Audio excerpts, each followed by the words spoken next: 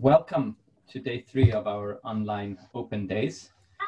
During this session, we're going to be presenting our bachelor program, our master's programs, and then also sharing some experiences about studying at St. Ignatius. So we're going to be talking both about the structure of the programs, and we also have the opportunity to speak with 2 students to discuss their experiences of what it's like studying at the on these programs. My name is Thiem. I'm the academic coordinator for the Department of Eastern Christian Studies at EHS, and I also work at St. Ignatius Folkhögskola, where I'm the deputy rector of the Byzantine Seminary. We're going to talk a little bit about how the relationship between the academic program and the folk high school programs as we progress. I would also like to present our deputy dean, or our dean of the Department of Eastern Christian Studies at EHS and dean of St. Ignatius Folkhögskola, Michael Hjelm. And we have 2 students. We have Sally Adele and Aregai. So I would like you to maybe present yourself in a little bit more detail. We can begin with Michael. Thank you so much. And as Seraphim said, I'm the Dean of the Department for Eastern Christian Studies at Stockholm School of Theology, which is part of Enskilda Högskolan in Stockholm in Sweden. I'm also the Dean of St. Ignatius Folkhögskola, which is also the school that provides professional support for the academic programs, and which is also housing the various seminaries. We have a Tabahedo seminary consisting of Ethiopians and Eritreans. We have a Syriac Orthodox seminary. We have a Coptic Orthodox seminary, and we have a Byzantine Orthodox seminary with various nationalities. So that's shortly my introduction. Thank you, Michael. Then I would ask Sally to briefly present herself. Hello, everyone. My name is Sally. I belong to the Coptic Orthodox Church. I have joined St. Ignatius for 4 or 5 years ago. I got my bachelor degree last year, and I continue to study my master's this year. Thank you, Sally. And also Aregai, if you could briefly present yourself. Okay, thank you, Father, for the opportunity. My name is Aregai Kabede, and I am pursuing my second-year study at St. Ignatius College, and also studying the Religious Educator program. And I belong to the Ethiopian Orthodox Church, and currently I'm staying at the Ethiopian and Eritrean Tawahdo Orthodox Seminary in Tislinge. Okay, thank you so much. So I'm very happy that we have the opportunity to have both a thorough explanation of the programs, but also the student perspective. What's it actually like to study in this special combination of different kinds of education, which is something I'm going to ask Michael to explain in a second. First, I'm going to briefly just give an outline of this session. We will begin by discussing the bachelor program for about 40 minutes, and then move on to the master's program. And after that, there will be an opportunity to ask questions. This session is being recorded. So if you need to switch off the video, that's fine. Also, if you know of people who are interested in this and who have not been able to attend the live session, this is going to be made available online for reference later. So I'd like to start actually by asking you, Michael, this combination of types of education, if you could speak a little bit more about that. What's so unique about these programs and the way that we collaborate between these different forms of education? We have two parts in our professional degrees. For those studying for becoming a priest or a teacher in a church, they study the so-called Pastoral-Pedagogical program, which consists of two parts. One part is done at the Folkhögskola or the seminaries. There we have a practical liturgical training, we have a pastoral training, we have a leadership training, we have a languages, classical language. We both have Slavonic, Syriac. We have Ge'ez, the Ethiopian Eritrean language. We have Coptic, and we have Greek, and we have Slavonic. And the other side, it's the academic part, which leads to a Bachelor in Theology with a special orientation towards Eastern Christian studies. And we cover all range of traditions within the Bachelor. And we are organized the program based on the sources of Eastern Christian traditions.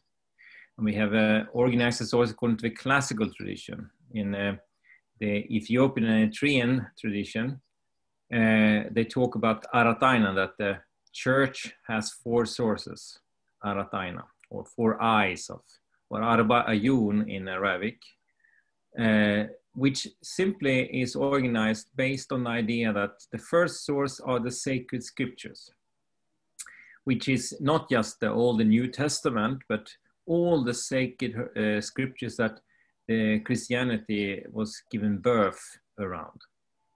And secondly, we have the patristic sources. That's the interpretations of this first horizon of a church, the birth horizon of a church. And then thirdly, we have a source that we use every day and every week and every year in our traditions. That means the liturgical life, the texts, but not just the text. The performance in the room also is part of a source of the liturgical source, let's say. And fourthly, we have the church itself, its regulations, its organization, and everything around the church, which constitutes the four aspects of Eastern Christian tradition, which is classically called four sources or four eyes. These two perspectives, the academic and the seminar perspectives, they create two things that merge together the future leaders of a church. On one hand, the seminary education is formative. It creates a person. It creates a leader. On the other hand, or a teacher. On the other hand, the academy breaks down misconceptions and myths that have oriented between the churches, that has created schism and division, which you break down through academic research and thorough studies into the sources. That amounts to a kind of vision that we follow the ancient saying of Saint Ephraim the Syrian. Truth and love are inseparable from each other. Love means for us leadership. The Christian value of love is important for how to be a Christian leader. That's done in the seminaries. But truth, to reveal what has been said in history, what the sources are actually saying, and interpreting the sources, so we come closer to the horizon of truth. That's our perspective. And that's how we constructed our education for future priests and teachers of our communities. Back to Serafim. Thank you. Then, given that we have these two different forms of education, or this merging of these two different branches of our education, what are some of the pedagogical implications, how we approach learning in these two different environments? In both cases, we have a student-oriented approach in our studies. It's not the book that is in the center. It's not even the source that is in the center. In the center, in both forms, we have a student. It's the student's learning abilities and the learning outcomes that comes with the studies that are in focus. The skills and competence and knowledge of a student. that we try to enhance, shape, and formate. The difference pedagogically is that in the seminaries, it's very much a cooperation between the students and the teacher. It's a dialogue. We are forming the knowledge together. It's not something that the teacher owns. It's something that we create together. And this collective way of enabling the students to develop is very important. That's how they will work in the parishes, in the dioceses, and even in the patriarchates. While in the academic part, it's very much to liberate the students, to come closer to the sources, so that they can read the sources on their own, so they can interpret the sources on their own. And in the end, in the higher levels, be fully independent from the teachers. So two approaches with the same source, the student as a kind of common approach between both academic studies and seminary studies. Thank you. Also, one thing which is unique to this program is that it's an environment which is inter-Orthodox. How does the program balance the interests of the different churches, and how are you able to combine an education which meets the needs of the different traditions under the same program? First, we have two things that we have to keep in mind when we are reflecting on the mosaic of various Christian traditions, not just the Orthodox, but also other traditions like the Catholics and evangelical traditions, is that all and every one of the traditions have its specific perspective. All these perspectives are interested in understanding the full picture of Christianity. If you think about one piece of a mosaic, you won't get a face, but many pieces of a mosaic will create a face, an image.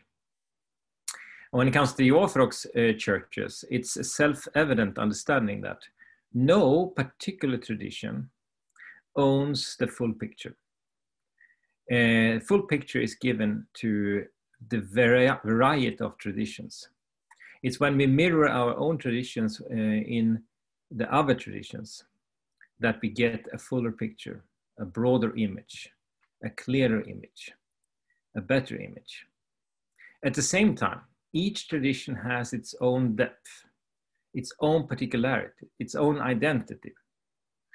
And this is how studies when it comes to the inter-Orthodox perspective is done in a school like ours.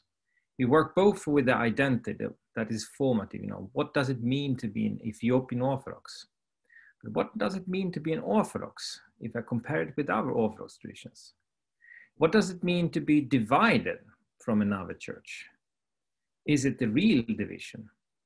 And if it's a real division, how will I handle it when I reflect upon my own position? The inter-Orthodox and the inter-Christian, even the inter-religious perspective that we offer in our education creates the possibility of a dialogue with the surrounding world. It means that we can move out from our own house to a more broader field without losing the perspective of our own house, so to say. So this would be a good opportunity to turn to the student's perspective. And I'm going to ask you both to comment on this, but we can begin with Sally. Now, given that you've completed your bachelor and you've had a few years of experience here, looking back, how have you experienced this meeting of Orthodox traditions, coming from a Coptic tradition and then studying in an environment where you are exposed to and learn together with people from other Orthodox traditions and also study other Orthodox traditions? Well, it has definitely broadened my mind, because before learning, you come with a kind of prejudice to school. And there are many traditions with a small t that you get to learn and identify them or distinguish them from the tradition with a bigger T. And then all of a sudden your mind gets broadened, that you're not the only church, or you are not alone. You have a wider society and wider definitions, and definitely changes the person's perspective about Orthodoxy and Christianity. And the good thing that I still have my papers, since the first thesis that I've written from the first year and the second year, I always keep them and read them all the time to see how much I developed as a student in St. Ignatius. So I can definitely draw a graph line that shows that I've changed, and I think that I've been developed as a person and as a Christian in the community.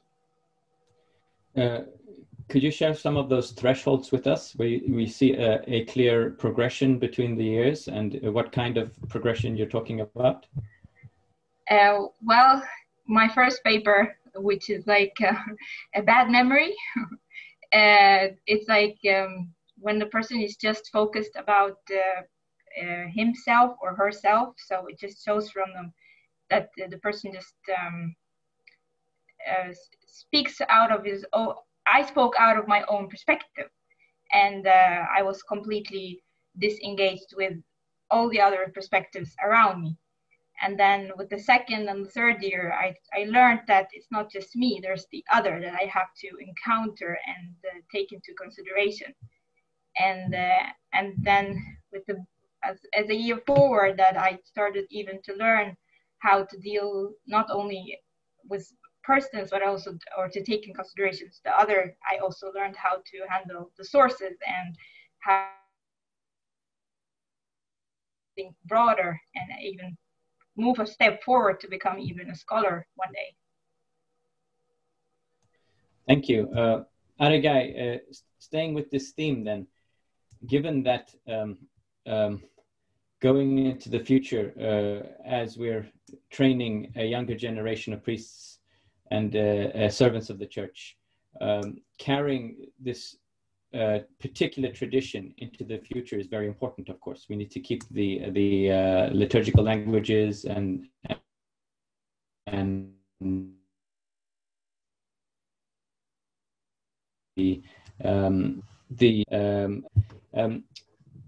do you think that it's been a compromise studying together in this way? How have you been able to focus on your perspective? Does it entail a dilution of perspectives, or what would you say? Thank you for the opportunity once again. Before delving into the bulk of my personal experience explanation, I would like to mention how thankful I am for the existence of the college for many reasons, and connecting this to the question theme that you raised, Father. The first and the major reason is the institution, in my personal opinion, is exemplary for all Christian, for all Eastern and Oriental Orthodox churches and other institutions, in showing how one can work for unity when in fact our churches are not united. And what excited me excited me the most about this sense of togetherness is the mechanism adopted to bring the unity, which is through the exploration of our ancient faith while testifying its feasibility and applicability in the modern world. And that's what I have found by studying together with my fellow brothers from other Orthodox traditions, and specifically the course that are given in the folk high school level, which I took with my fellow brothers, provided me the opportunity to share my own tradition and also to learn about the perspective of other tradition. And in my personal opinion, the end goal of all of the tradition perspective is the same. So it didn't create any dilution, or it didn't create any kind of confusion.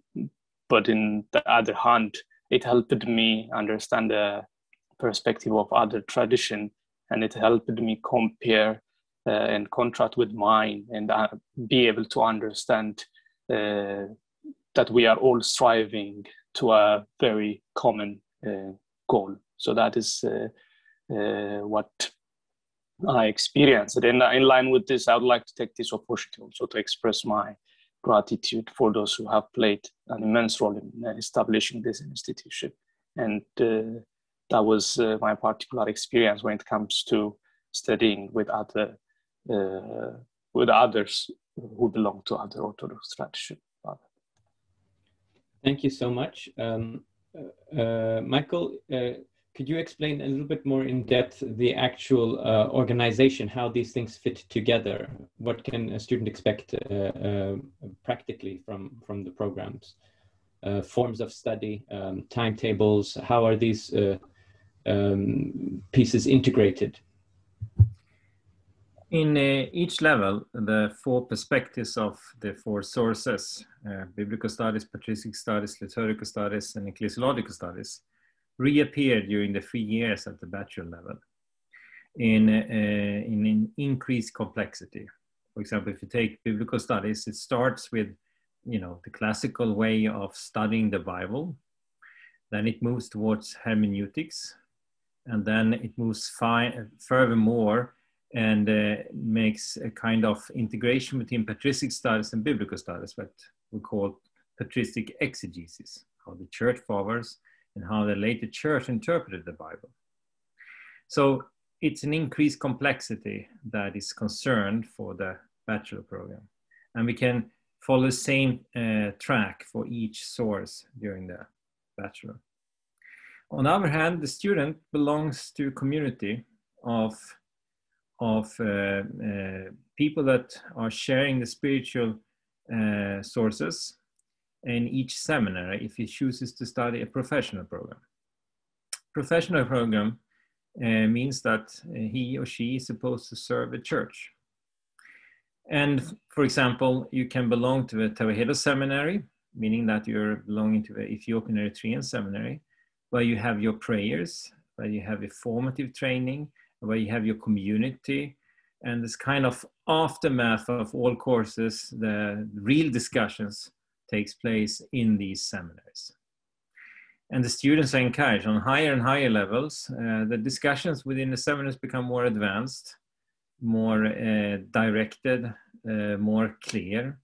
And hopefully the students will experience this during the years, that the seminary provides not just a home, but also a continuation of their studies in the community. So the school offers both a kind of spiritual training in the seminaries and an academic training at the academy. And that's a combination that makes the professional programs very unique. And what then is the difference between the professional program and the bachelor program? The bachelor program doesn't provide any kind of spiritual formation or any kind of spiritual practice that is introduced to the students. If you study the bachelor program, you're studying the Eastern Christian traditions as an object. You don't need to consider yourself as a Christian. You can be an atheist, you can be a believer, you can be someone who's pious. It doesn't matter, because in the bachelor, we are more interested of understanding the sources, understanding what people have said through the centuries of church history. And that's a challenge for many students, to meet people that have various beliefs, but united in the study of the Eastern Christian tradition. That's another broadening experience for the students, to meet the secular society, but still a secular society interested in deeper studies of the Eastern sources.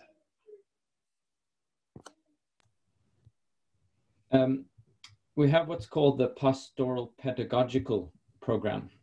We have these two words, pastoral and pedagogical. Why is the pedagogical aspect emphasized in our programs? Basically, students choose whether they would like to become priests or deacons, serving church as pastoral leaders, or if they choose to become teachers within the communities. Most of them that studies for the pedagogical part of his program often end up as scholars in them. So that's a track that is most useful for future scholars.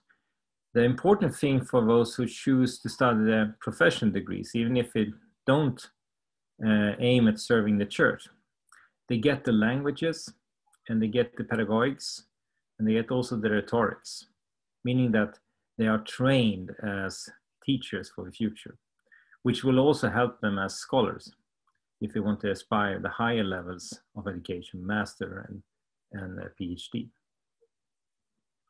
And what is the outlook career-wise for those who are not specifically going into the ministry, but would like to study Eastern Christian studies?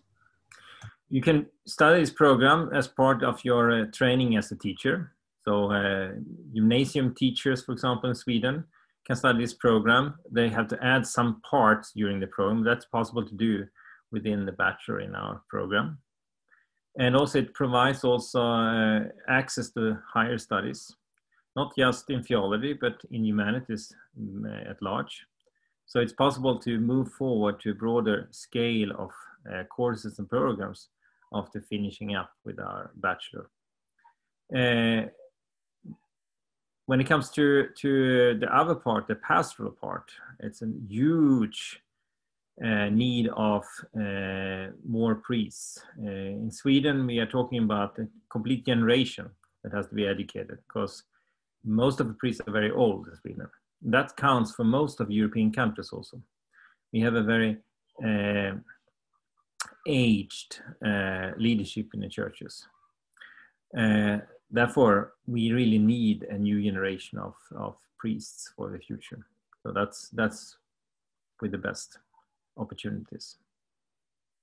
If we then look at the other track, those who are called to serve in the church, why would we emphasize the need for advanced academic studies for people going specifically into the priesthood? What is the reason for the emphasis also on academic rigor there? In religion, myths are recreated along the line of our church history. But myths doesn't provide the truth as we think it provides. If you take, for example, various myths that have been created around schism, for example, they have to be torn down, disseminated, observed, and sometimes also reconstructed to see what's behind these myths. Doubting what you have heard, doubting what you have read, doubting what you believe to be true is a very important part of progression in a society. It's how democracy works. If you just reproduce what you hear in newspapers or in magazines, you will be part of myth making, which will hurt other people. It's the same in Christian tradition. We need to discern what is relevant, or as Sala said, what is a tradition with a capital T? What are traditions with minor T's? What can be abandoned? What cannot be abandoned? What will hurt us as a community? What will provide divisions? What can unify us? Without a properly trained mind, we cannot discern these things.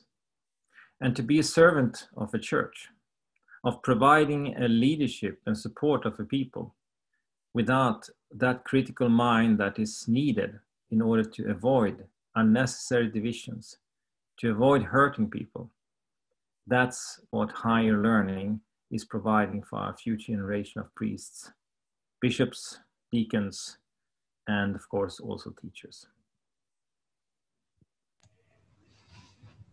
It sounds like a little bit of an uncomfortable ride, and I'm wondering, maybe I can start with Aragai.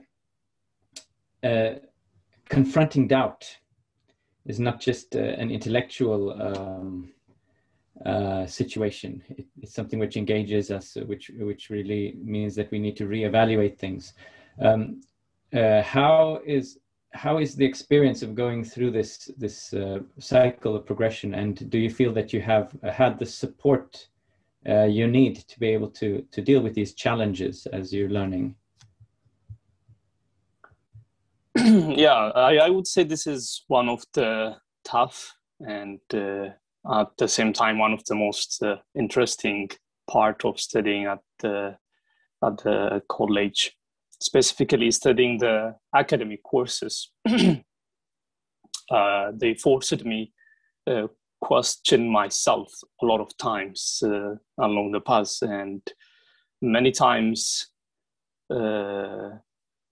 I would personally say that the output were really great, and I thanked myself for questioning the belief, the understanding, and the information I had before delving into the content of that specific course portion.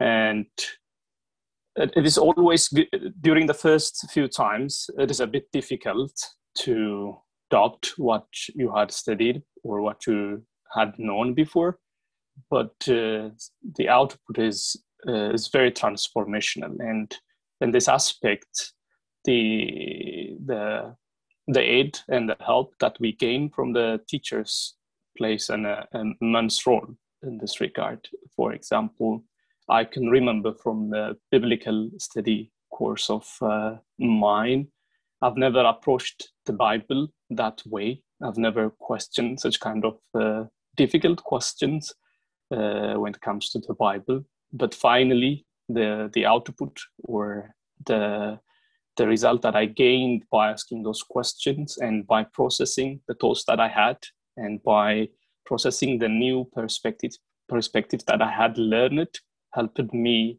identify my position, helped me realize the benefit of asking such kind of questions. And speaking of the role of the teachers, they pointed out the paths and the paths that one can follow. And as they say, clarity comes from engagement. They provided the opportunity to deal with different kinds of perspectives. And during that specific process, they shared their own personal experiences as well, how they approached that kind of questions when they were facing those questions. Instead of imposing their attitude, they tend to pave the path for us to question, to dig deep, and finally to shape our own attitude. It was a very tough ride, but very rewarding experience, I would say.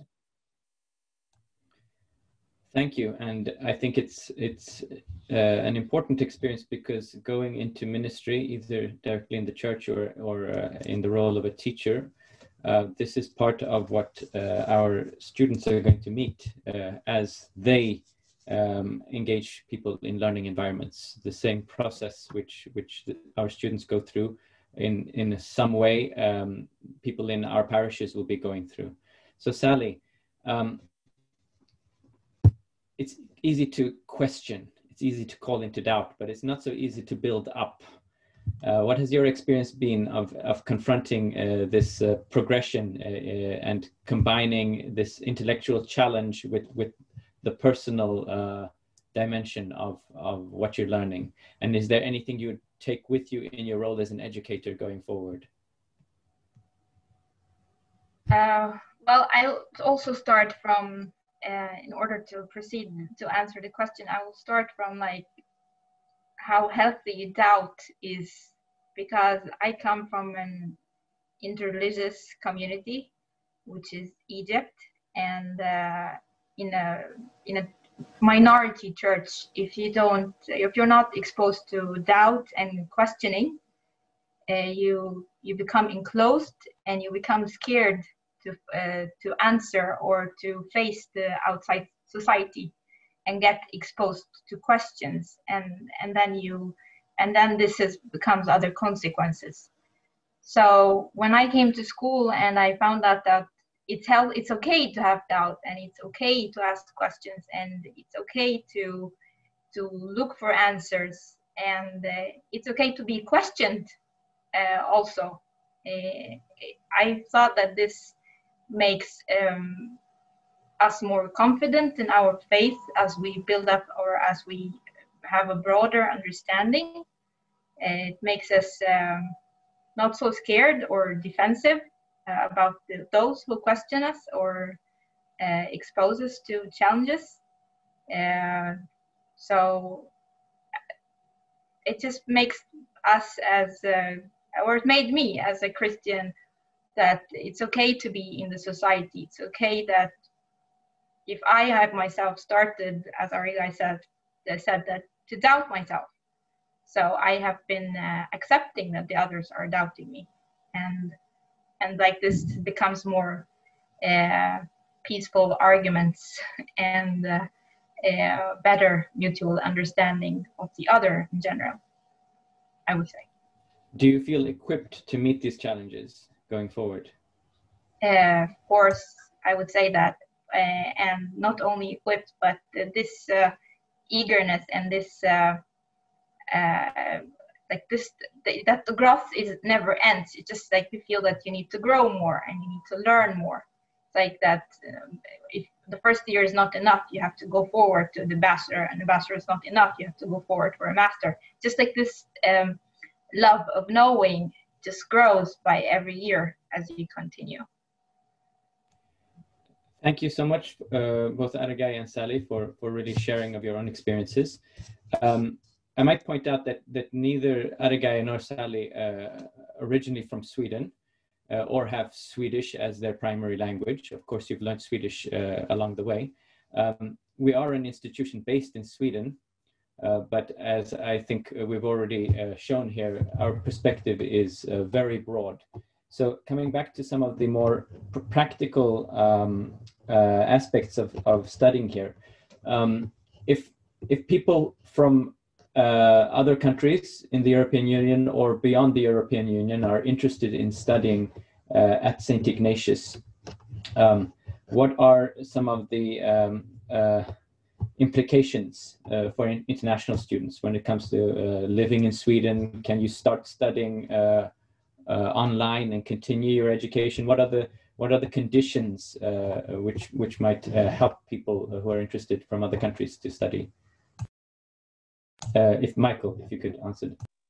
Yes, we provide the assistance for students coming from abroad, then they would like to study here in Sweden.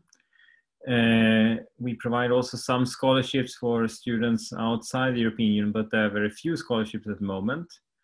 But we provide housing for all students during the first 2 years in the professional degree programs for the Pastoral-Pedagogical program, but also in the program for religious educators.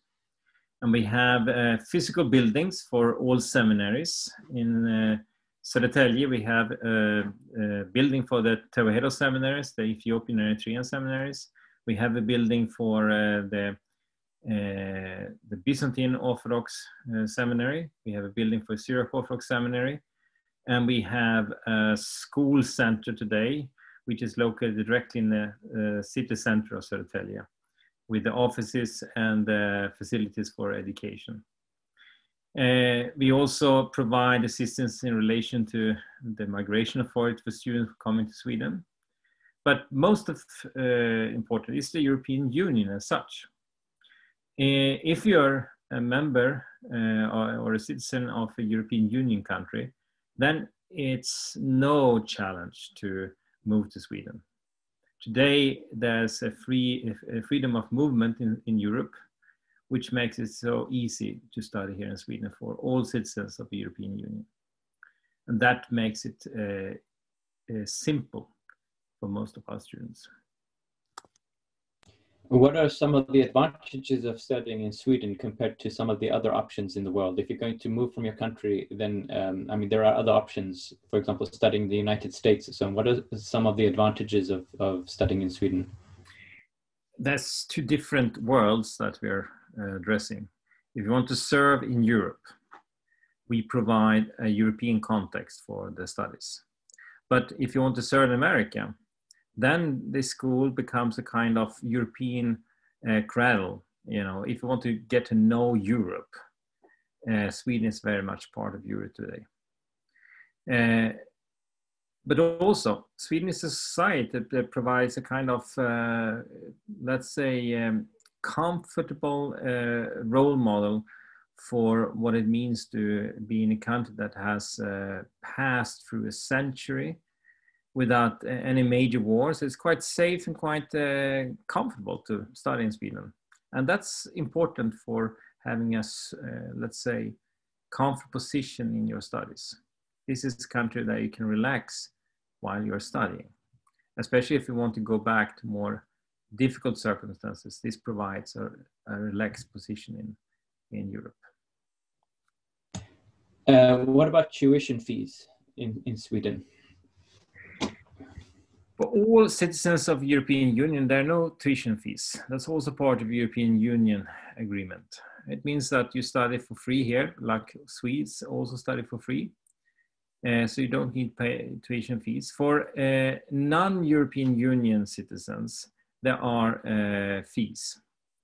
And if you can't get a scholarship, but the fees are in comparison with the rest of the world, not higher.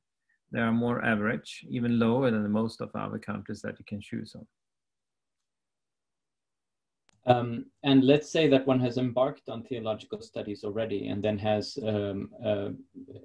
become interested in studying Eastern Christian studies. If you have started maybe studying in another tradition or at another institution, another Orthodox institution, is it difficult to switch over to get those credits counted towards your degree? Is there anything one needs to think about specifically there? We have a student office that handles the transfer of credits and the recognition of credits from our universities and our schools. We also admit students based on real competence, meaning that we can also recognize that they have enough competence that will suffice for a certain amount of credits.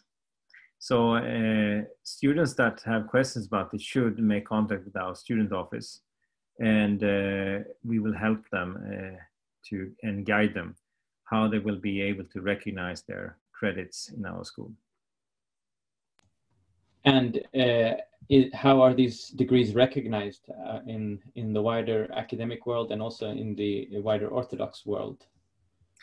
First of all, our seminaries are part of the Orthodox world. It means that they are related to bishops in Orthodox Church. So each seminary has a bishop that is responsible for seminaries. So thereby it's part of the Orthodox network of Orthodox local churches around the world. Secondly, a bachelor, a master and doctoral degree in our school belongs to the European Union system. It means that we are part of a so-called Bologna system with all recognitions and also state recognition here in Sweden. So it means that it has both recognition churchly and the civil society recognition.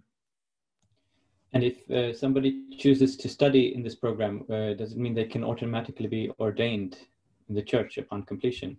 No, ordination belongs to the church. We provide education. Ordination is something that you apply for in your church, but we provide the education that most of the churches require for prior to ordination. That's. And in the opposite scenario, do you need if you're a member of the Orthodox Church, do you need the blessing of your local priest or your bishop in order to enroll in our programs? No, we don't require any kind of blessing prior to enrollment in our programs. We don't investigate the background of the students in that case. Instead, we make our own evaluations. When you pass the Pastoral-Pedagogical program and you have chosen to do it as what we call a priest candidate, you will have a letter of recognition that we have done it and that we have found that there's no obstacles for any kind of ordination, but the actual ordination is taken by the church. We're going to move on to speaking a little bit more about the seminaries, but before I bring in the student perspective, I'm wondering, the seminary structure makes sense if you're specifically called to serve in the church, and you're going to go through the formation for the priesthood or diaconate. But if you're not going to be ordained, or if you're not eligible to be ordained to the priesthood, what is the role of the seminary then? If you're a student who's interested in studying these programs, but you're not going to be a priest or a deacon, is the seminary relevant for you then? Or is it even open to you then? The three things that are important in relation to the seminaries. First is that even if you're not the priest candidate, to live and enroll yourself in the life of the seminary means that you have a chance to develop as a human being. There you will have the necessary connections with other people, thinking about the career in the church or another way of being in the church in the future. It provides you with a context and the community that makes you grow. That's an important aspect of education, and we even require that you live in the seminary during the first 2 years for priest candidates, just because it's so important that you have this perspective, this dimension of community, so to say. The second thing that is important with the seminary is that they provide the community or the community for the students also, even if they're not directly living in the seminary. They exist like a kind of nation within our school. So the Tewahedo seminaries for Ethiopian Eritreans, for example, they provide also the context and the so-called anchor towards their individual traditions. It's the same with the Syriac community and the Coptic community, the seminaries. Thirdly, it's a kind of opportunity to enroll in a great feast, to have fun also. So the seminaries provide a little bit of fun also, and relax from all the difficult studies. They can do things that you wouldn't be able to do on your own, but together with your friends, it becomes more interesting for your life in the school.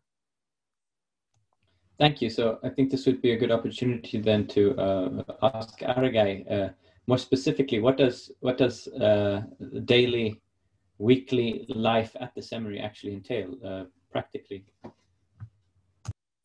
I will answer this question from two directions. The first one from courses point of view, and the other one from the practical life point of view. The folk high school courses, or the courses which are delivered in the seminary, will give the opportunity, and particularly it has given me the opportunity to immensely immerse myself in my own tradition, and I managed to expand my knowledge and awareness. And in addition to that, there is a strong connection with our local parishes, with our local churches, and I had the opportunity of going to the church and serving the church, and that is one of the interesting feature of the seminary that I cherish the most. And also in our seminary, specifically in the Tohado seminary, there are students who are like completely studying the church traditions. For example, the program of Akwakwam, or the program to be a deacon, and the program to be a priest. And also there are other students who are taking the theological courses, which is the religious educator or the pedagogical courses. And this integration helped us to motivate each other and also to take insights from one another. And this part of some sort of academic environment helped us enrich our experience immensely. And also, speaking of the daily practical life, one of the major part of the daily activity is the prayer indeed. We pray 3 times a day, during the morning, and during late afternoon, and during the night. And when we conduct prayer, it is not like individually based prayer. Instead, we do that in group. We all gather in our prayer room and pray 3 times a day. And during the night, we chant the praise of Saint Mary, which is composed by Saint Ephrem. And during the days, we also have readings during the prayer, and also other forms of prayer. And this in addition to enriching the prayer experience of the student, it also helped the students to enhance the bond of togetherness, and also to enhance the brotherly fellowship that exists in the seminary.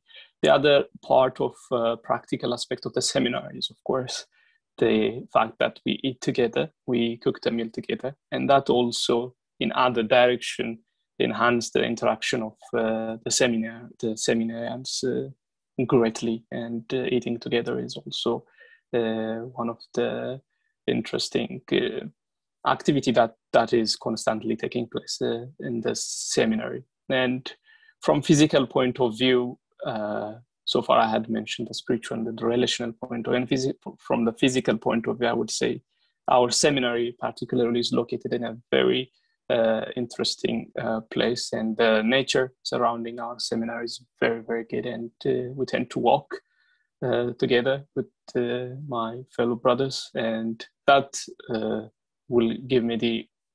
had given me the opportunity to discuss while walking as well. So the benefit is twofolded. So we can see it from 4 directions in general: spiritually, relationally, intellectually, and physically. The living in the seminary had helped me improve my life significantly, and I highly recommend the prospective students to at least engage themselves in the seminary for a couple of months, if they can't even live with us for quite a longer time. But it is a very enriching experience, Father. Thank you. And it's not only the students who live together, right? You also have teachers living with you. Exactly. And how does that affect the environment? Living with the teachers, you're spending a lot of time together with your teachers. With the teachers, Yes. Yeah, it has been very helpful, specifically to me, because when I am exposed to different questions while taking the academic courses, I have the opportunity here to reflect the questions to the teachers and hearing their point of view and hearing their experience. That means we have like a continuous discussions with the teachers, and also communication with the teachers, and that will help the student to improve. And also that does mean that there is no gap between the teacher and the students. There is indeed. But we are really, really blessed to have the teachers, specifically the priest teachers, living with us, specifically during this tough time, COVID time. If I was not living with my fellow brothers and the priest and the teachers, it would have been very, very difficult time of my life. But living with them helped me a lot to cope up with these difficult times. Thank you. A few more practical questions. Let's say somebody is interested in coming from abroad to stay. Is it possible to stay at the seminaries during the breaks as well, during the summer break? Or is it like certain school environments where you're expected to vacate the premises during the longer breaks? Do you need to go back to your home country during the summers? No, we are not supposed to go or to leave the premise during shorter or longer breaks.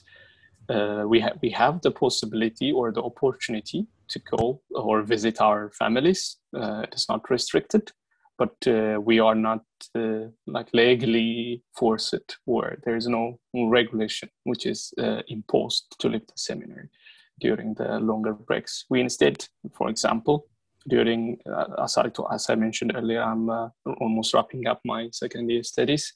And I had spent the last summer here in the seminary, and it was we continued the regular activities during the breaks as well. So it's not like the activities that are taking place are not only subjected to the academic year. It should be applicable all year long and also after leaving the seminary, in fact. So there is no regulation which states that the student need to leave the premise during breaks, but they instead encourage us to stay and also continue living as we have been living during the academic year. And also they provide their generous support as well during that time. Thank you.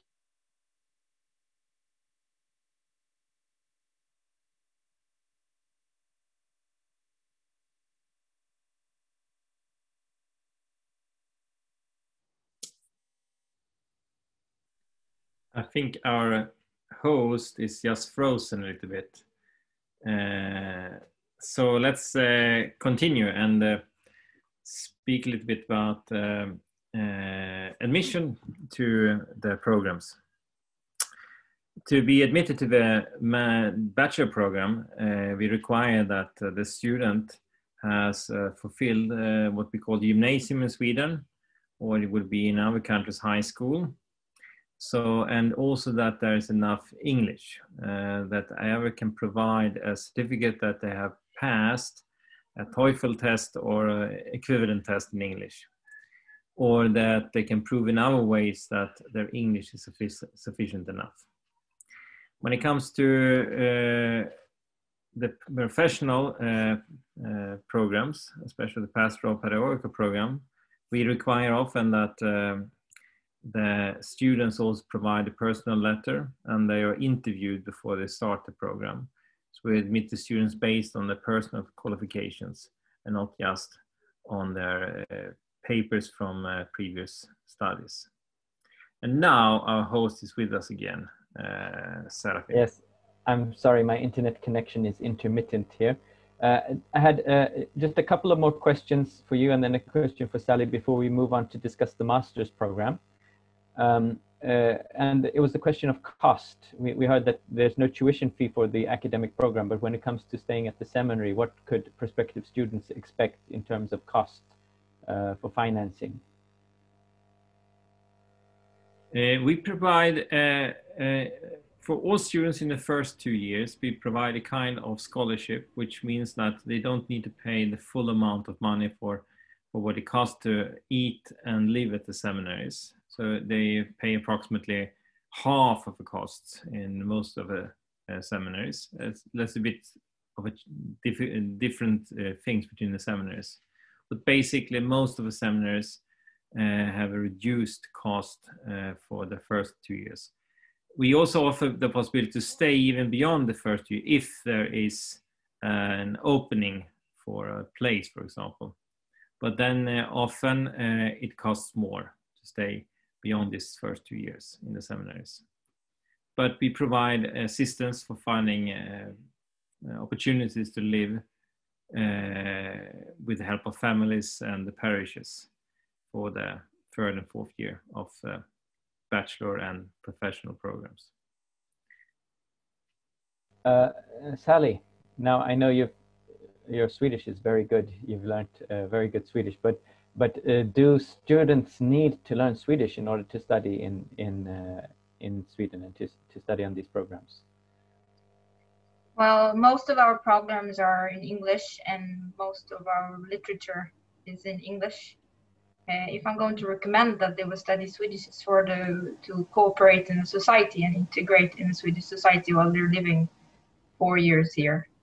Otherwise, it's mostly in English, so it's not a need in that case. It's not a requirement.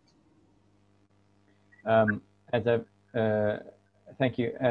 And Michael, one final question then about the relation between the bachelor's program and the pastoral-pedagogical program.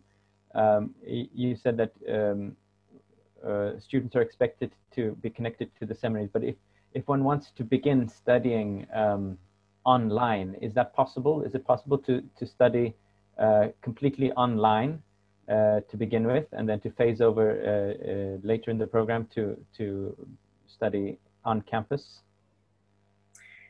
When it comes to the pastoral pedagogical program, you have to be on campus, except for during the pandemic, of course, but otherwise you have to be on campus because leadership training and pastoral formation cannot be done online. That doesn't work. But we offer the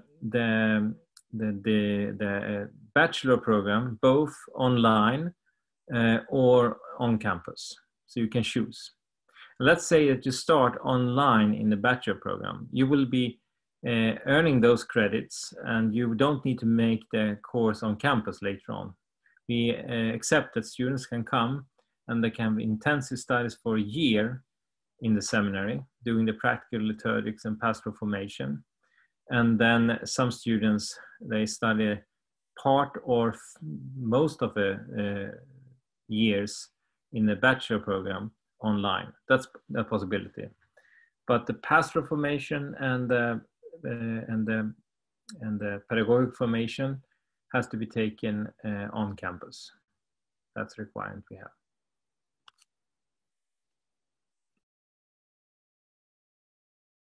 What are the requirements then to start studying at the bachelor's?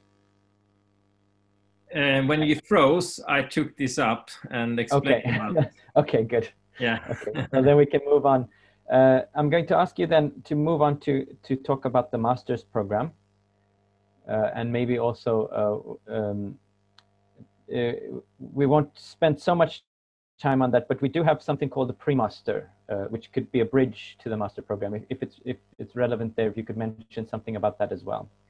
First of all, the 3 cycles. We have the bachelor is the first cycle, and the master is the second cycle, and research is the third cycle. The relation between these 3 cycles is that during the bachelor, you gain the tool, so to say, in order to be able to become a scholar. It doesn't mean that you become a scholar after your first 3 years of a bachelor, but you have the tools to explore the academic world and to become a scholar. During the master, you use these tools that you have learned during the bachelor cycle, and you become a scholar. So what happens during the research day is not that you become a scholar as a doctoral student. No, what happens during the third cycle is that you're integrated with the international academic society. So in the first, you gain the tools. In the second, you become a scholar. In the third, you become integrated in the international academic society. So the master level, then, that's actually to become a scholar. That's the focus. So if the first cycle is more like acquiring the tools that you need for working on the master level, it's a master level that turns you into a scholar. And if you're reading the professional program, Religious Educator, it means that you make use of your scholarly ability in order to use that for the service of parishes, dioceses, or patriarchates, or as a teacher later on at universities. That's what you're gaining as a master student. So that means that the difference between the bachelor and the master is that it's focused primarily on the master level, on the scholarly targets. That's the difference. And to have an access to the master level, it means that you need to have the tools. You have to have acquired the tools. And it requires that you have a bachelor in theology or a bachelor in humanities, but at least with 60 credits in theology. And that's why we offer these pre-master programs. That's for those that have another kind of bachelor in humanities, but they don't have enough theology. And the pre-master program, therefore, is 1 year, 60 credits for those that have studied political science, social sciences, or other fields within humanities, history, for example, but they need theology in their bachelor in order to enter the master level in theology. And in these 60 credits, if you look at the website, it mentions also a thesis. How strict is that? Do you need to have written a thesis within religion, or is it will it be assessed on an individual basis? Formally, we require a thesis within religion, but we can also admit students with a thesis in other fields. But they have to provide some kind of evidence that they are having the tools, so that they are equipped to work within the field of religious studies. Because basically, you need to have the tools before you enter into the master program. But if you have written, for example, a bachelor thesis in history, often that is enough, because then it means that you know the historical critical method that is very much the basic method we use on the master level. So that's a requirement that we have the tools, that we're equipped enough to become a scholar on the master level. If we move on then to discussing the content of the master's program, I could start by asking then, if we've considered the skills necessary, but now looking specifically at the content, does a student miss out on anything by going directly to the master's program? We have lots of courses in the bachelor program. What's the, you talked about these 4 sources and that this logic is carried through the different levels. And the most important difference between the Pastoral-Pedagogical program on the within the first cycle, so to say, is that if you want to become a priest, I would argue that the master level is not necessary. It's not a necessity to have a master level becoming a priest. It's much more important that you acquire the understanding of how to use critique as a vehicle for progression, that you have mastered the combination of a personal position within the field of theology, together with understanding the tools needed for reading various books and materials and so on, and the sources. That's why we have placed the Pastoral-Pedagogical program on the first cycle, on the bachelor level. But if you want to advance, especially if you want to advance as a teacher, you need the master level in order to become a scholar. And that's completely different from the vocation as a priest. The scholar level, which comes with the master, that's about generating knowledge, to create new results, to interpret the sources in a new way and provide your community with new knowledge. And that's where you need to be a scholar. And a teacher often needs to be a scholar, because generating knowledge and integrating knowledge are two so-called perspectives that are necessary for your community to grow and your students to grow. And if you're already a priest who is looking to deepen or broaden your theological studies, what's the relationship? What relation between the bachelor and the masters? On the bachelor, we provide the sources, and in Pastoral-Pedagogical program, we provide the techniques for how to give a sermon, how to teach in a community. But on the master level, we provide the student with a capability of not just teaching, but to do research also, to understand the depth of the sources, to reveal perspectives that previously were unknown. That's something that you cannot do after a bachelor level. And as a priest, to be able to participate in a broader community of scholars where you can unravel and reveal the new perspectives of the sources of tradition, that means that you also provide your community with the ability to develop. And that's something more than just being a priest.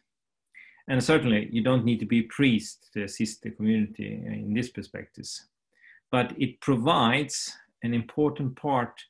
It provides an important aspect for the church that priests are educated as scholars. Because if we don't have enough priests as scholars, the priesthood or the clergy will become an obstacle for the development of a community. So we do encourage priests to continue their studies on the master level, but we don't encourage everyone to do it. But some priests should continue on the master level. That's very important. Thank you. And if you could then tell us a little bit about the content of the master program. The master program follows the same path as in Eastern Christian Studies, follows the same path as we have on the bachelor level. It's 4 sources that are focused. They are repeated during the first semester. So you study, during the first semester, you study biblical studies, patristic studies, liturgical studies, and ecclesiological studies again, but with an increased complexity. But then you combine them in the second semester, which means that you work on see how they interact with each other and how the object of Eastern Christian traditions needs various perspectives, not just one. And then you choose one perspective to make a deeper study in by doing elective courses that finalize in a master thesis during the second year, which is a full semester work, where you choose either perspective of biblical studies, patristic studies, liturgical studies, or ecclesiological studies. And that field will be the field that you will develop in, even on research level. We do offer some very interesting programs. I mean, we have new fields in our other master's programs. And in all 3 programs, there is a certain amount of credits which are elective. So if somebody is having trouble deciding between these programs, do you have any recommendations? I'm thinking you might start out studying Eastern Christian Studies and then do some electives from our other programs, and then find that you're interested in pursuing something more along those lines in your final thesis. So what would you say could be the relationship between these programs, these master's programs which we offer? We have 3 programs. One is within Eastern Christian Studies, one is within International Relations and Ecumenism, and one is within Religion, Politics, and Democracy. If you, for example, find out that during your liturgical studies that you would like to change and move towards religion, politics, and democracy, for example, you have to add some courses in order to continue within the second year, but basically they are interchangeable within certain limits. And if you, for example, if you find that your ecclesiological studies amounts to, you would like to work on international relations and ecumenism, it's very easy. Then you can just switch to that field without any major problems. So I would say that you can change your direction, but within certain limits.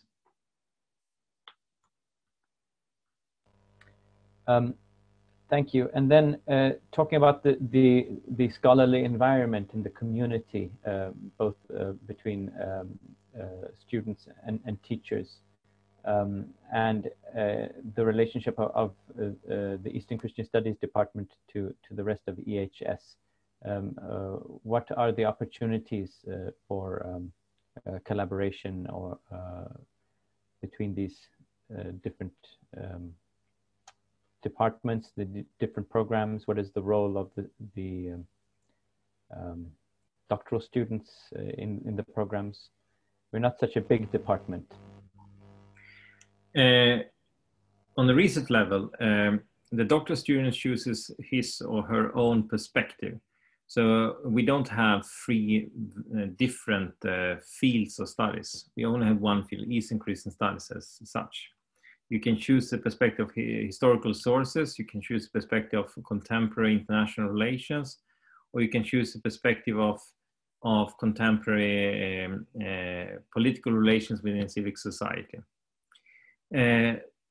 But when it comes to participation in a wider research environment, all master students participate in the research seminar together with the doctoral students.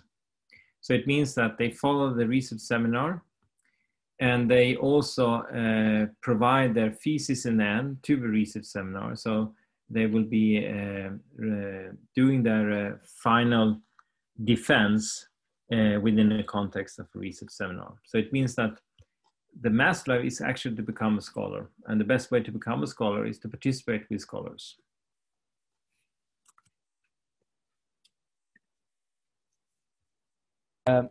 Thank you. I wonder if you could comment also on relations with other institutions in the world and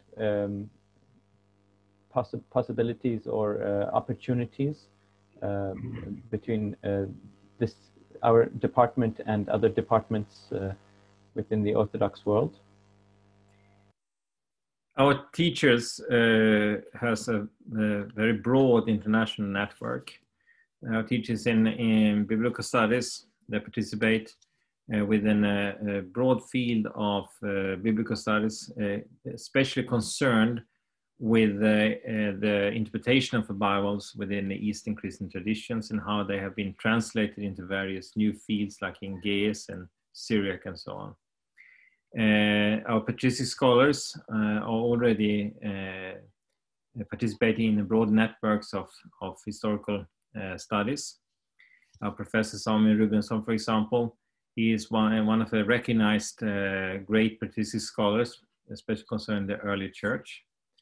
And international relations and ecumenism, which concerns our ecclesiological field, because the professor of international relations and ecumenism is also professor of ecclesiology within our program, which means that there's a broad network of scholars participating in our programs.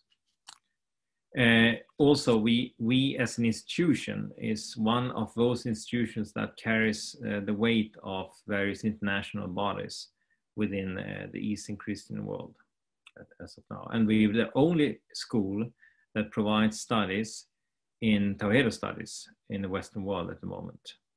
And we're one of the few schools providing Syriac Christian studies. And in Western Europe, we're one of the few schools that provides studies within Eastern Christian traditions as such. So, if you've visited our webpage, you may have seen this distinction between master and magister, one-year master. What is the difference between those two? For those who wants to just pursue, for those who want to continue with research studies, in Sweden, we offer them to just make 1 year on the master level and then 4 years on the research level. While those that would like to become scholars as such without the research level, we provide them with 2 years of studies, because that's what's needed to become a scholar. You need 2 years on the master level. But for those who want to become scholars and take a PhD, we provide them with 1 year. That's the magister level. So I would recognize and recommend that if you would like to become a scholar, you should make 2 years of studies. But if you want to enter the research program here in Sweden, we offer a 1 year master program, and that's called Magister in Sweden. Is this an online program, or do you need to study on campus? Both the 2 year master program and the 1 year magister program is possible to study online here within our field. What about financing opportunities? Are there any scholarships for master students?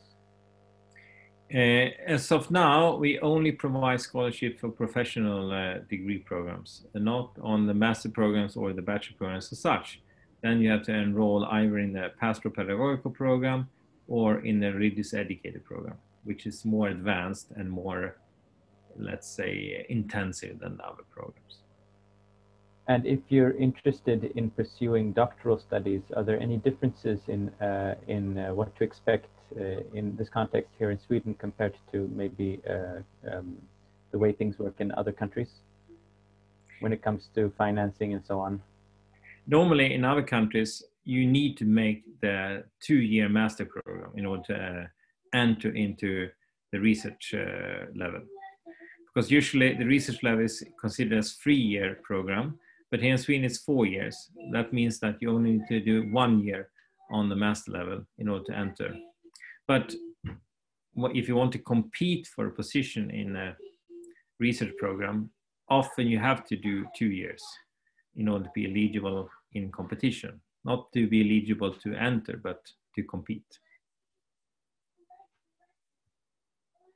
Okay, thank you, Michael. We're soon drawing to a close here before we open up for questions. I just turn again to Sally. If I remember correctly, you said that you're starting your master's studies now. Is that correct? Yes.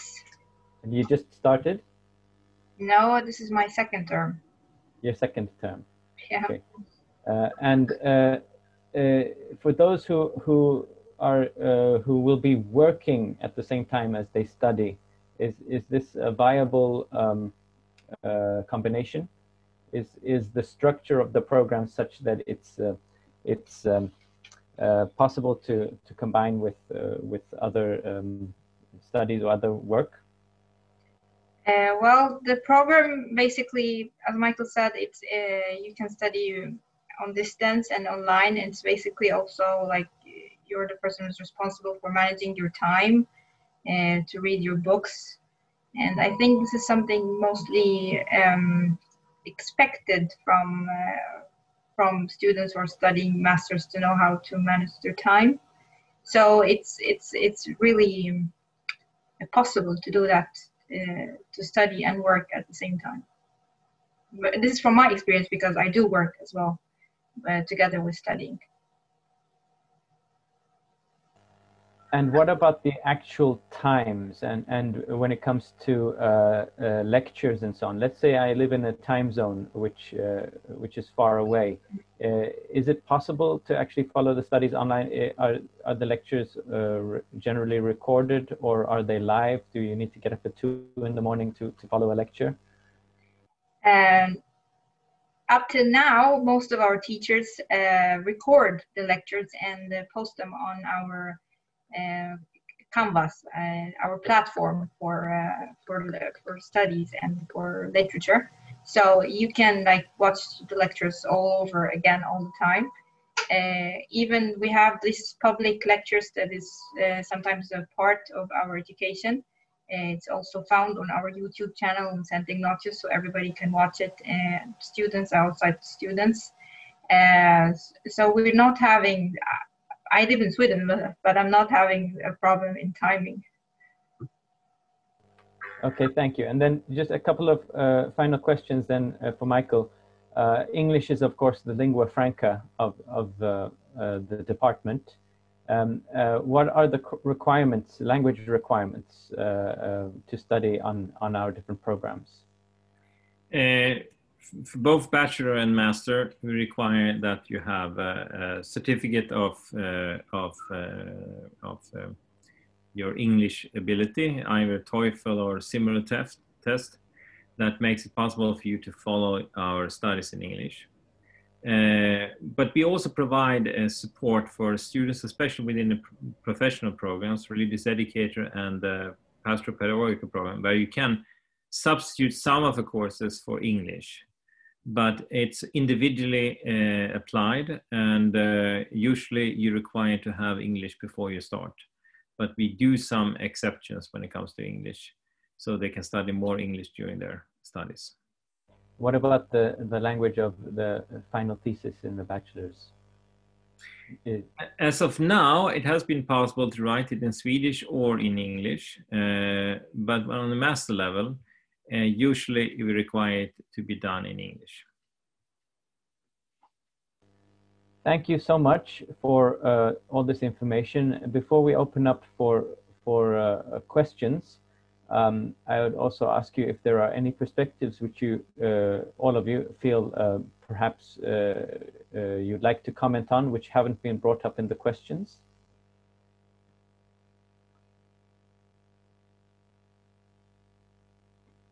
Okay.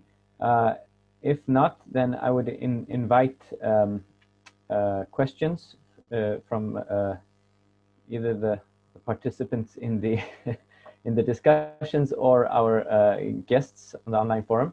We don't have so many live guests here right now. As we said, this is going to be posted online so that people can consult it afterwards. But if we have any questions, you can feel free to either place them directly or to write them in the chat, and then we direct them to the appropriate speaker.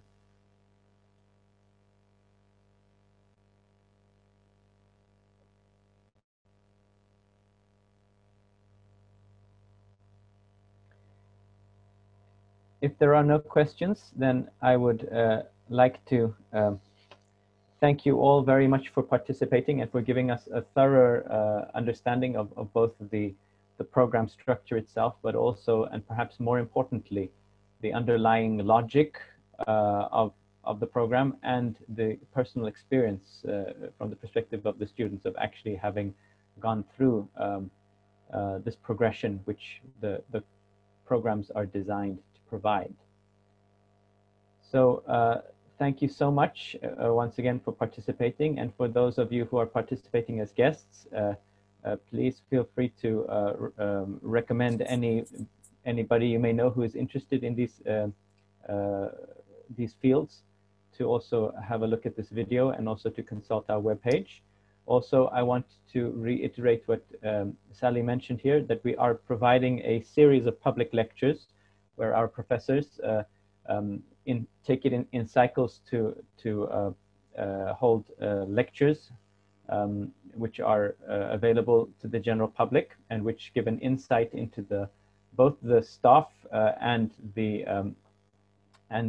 work of our teachers in these departments. Currently, the theme is ecclesiology. These lectures, the lecture schedule is available on the website. Also, they are recorded and published, so they're available from last term as well. And we hope to build up a good catalog of lectures which will showcase the work of the department. So thank you so much, and we look forward to hearing from you. Also, if you have questions which you come up with afterwards, you're free to contact us through the channels provided by the website. You will find the staff list and more information there. So thank you so much.